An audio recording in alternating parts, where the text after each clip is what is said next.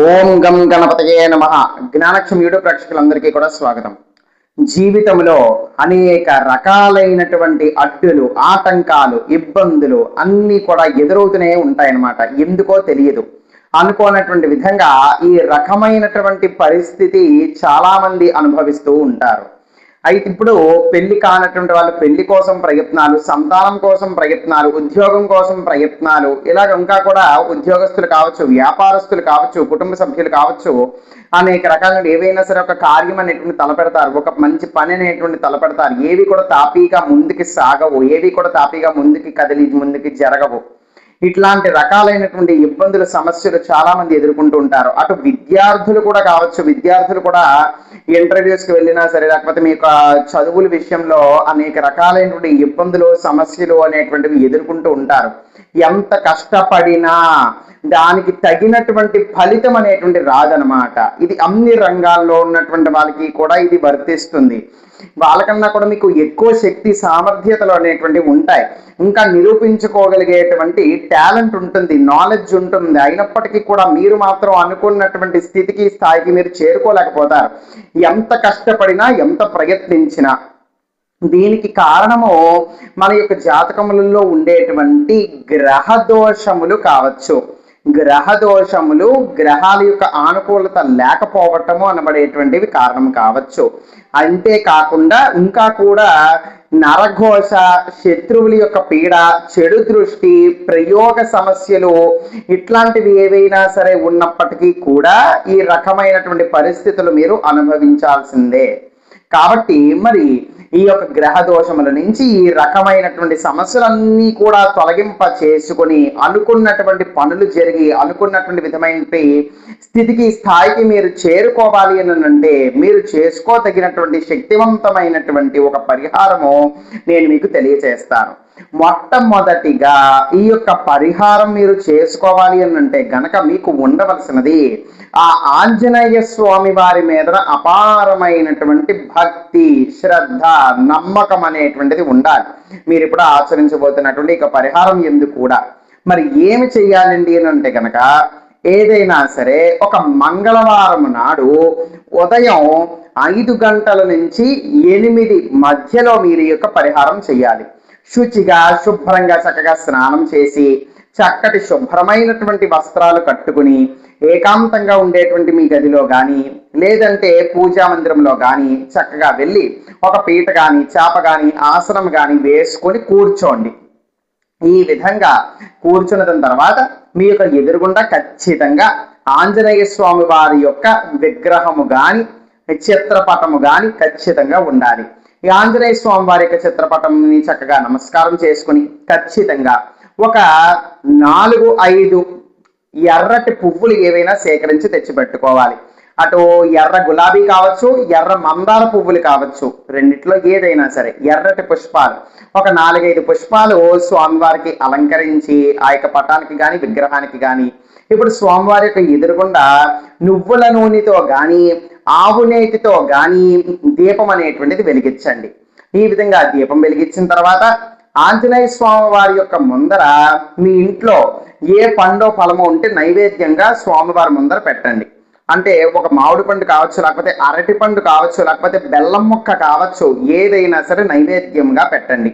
పెట్టి ఇప్పుడు ఆంజనేయ స్వామి వారిని చూస్తూ 2 చేతులు జోడించి చక్కగా నమస్కారం చేసుకుని మీ యొక్క సమస్య ఏదైతే ఉందో, మీ యొక్క ఇబ్బంది ఏదైతే ఉందో, మీ యొక్క కష్టం ఏదైతే ఉందో అది స్వామి వారికి చక్కగా చెప్పుకోండి. అది నివారింపచేయు స్వామి అని చెప్పి ప్రార్థన చేసి స్వామి వారిని అడగండి.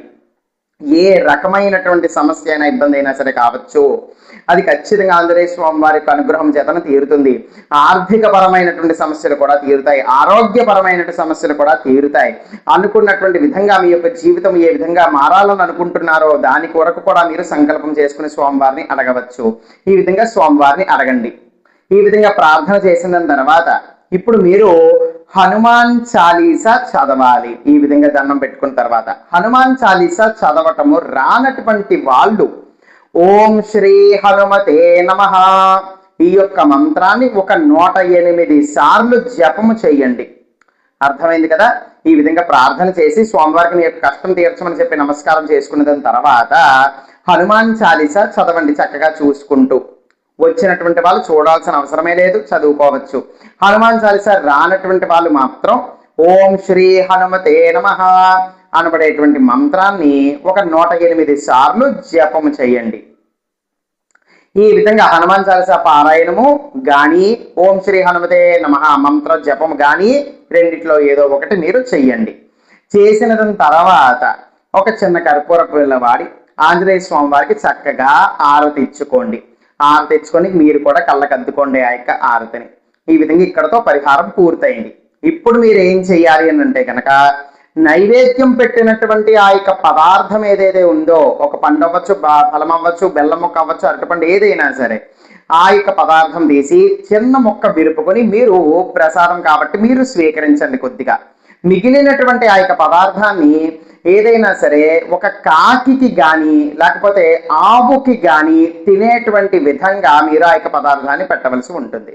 కాకికి కానీ ఆవుకి కానీ ఈ విధంగా చేయటం ద్వారా మీకు ఉన్నటువంటి సమస్తమైనటువంటి దారిద్ర్యములు కూడా తొలగిపోతాయి, సకలమైనటువంటి గ్రహ దోషములు కూడా తొలగిపోతాయి. మీ మీద చెడు దృష్టి, నరఘోష, నరదృష్టి, ప్రయోగ సమస్యలు వంటివి ఏవైనా ఉన్నట్లయితే గనక దాని వలన మీ యొక్క జీవితం ముందుకు సాగట్లేదు, ఏమనుకున్నా కూడా జరగట్లేదు అనబడేటువంటి పరిస్థితులతో మీరు ఎదుర్కొంటున్నట్లయితే గనక అవన్నీ కూడా తొలగిపోతాయి. ఈ విధంగా చెయ్యండి. చేసిన తర్వాత మీకు దినచర్య అనేటువంటిది కొనసాగించవచ్చు. అయితే ఇప్పుడు ఆ యొక్క మంగళవారం చేశారు కదా, మళ్ళీ వచ్చేటువంటి మంగళవారం నాడు కూడా ఇదే పరిహారము మళ్ళీ ఆచరించాలి.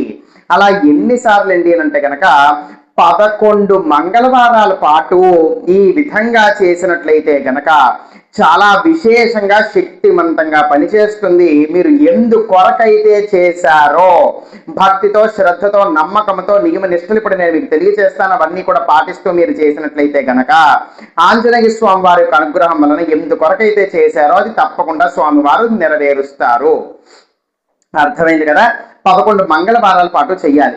ఈ 11 మంగళవారాలు కూడా పూర్తయ్యేంత వరకు మద్యపానము, మాంసాహారము, ధూమపానము వంటివి చేయకూడదు. బ్రహ్మచర్యం అనేటువంటిది పాటించాలి.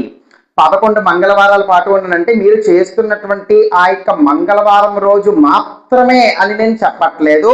11 మంగళవారాలు పూర్తయ్యేంత వరకు ప్రతి రోజు కూడా మీరు మాత్రము సత్యం మాట్లాడటం, అంటే వీలైనంత వరకు అబద్ధాలు మాట్లాడకుండా ఉండటము, ధూమపానం, మద్యపానం, మాంసాహారం వంటివి స్వీకరించకుండా ఉండటము, బ్రహ్మచర్యం పాటించడం వంటివి చేయాలి. ఈ విధంగా చేసి ప్రతి మంగళవారం ఈ విధంగా చేస్తున్నట్లయితే గనక 11 మంగళవారాలు పూర్తయ్యేంత వరకు తప్పకుండా మీ యొక్క కోరిక, మీ యొక్క దీక్ష అనేటువంటిది తప్పకుండా ఫలించి మీ యొక్క కోరిక నెరవేరుతుంది.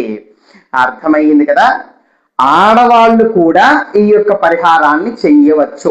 ఏదైనా సరే ఒక మంగళవారం అనేటువంటిది ప్రారంభించుకొని, మరి ఏదైనా సరే ఒక మంగళవారం నాడు మీకు గనక ఆటంకం వచ్చినట్లయితే గనక ఆ యొక్క మంగళవారం మినహాయించి మళ్ళీ వచ్చేటువంటి మంగళవారం నుంచి మీరు కొనసాగించవచ్చు. మళ్ళీ మొదటి నుంచి కాదు లెక్క, 2వ వారం గానో 3వ వారం గానో ఎక్కడైతే ఆపారో, ఏ మంగళవారం ఆటంకం వచ్చిందో అది వదిలేసి మళ్ళీ వచ్చేటువంటి మంగళవారం నుంచి మీరు కొనసాగించి చేసుకోవచ్చును. సర్వే జనా సుఖినో భవంతు. శివార్పణమస్తు.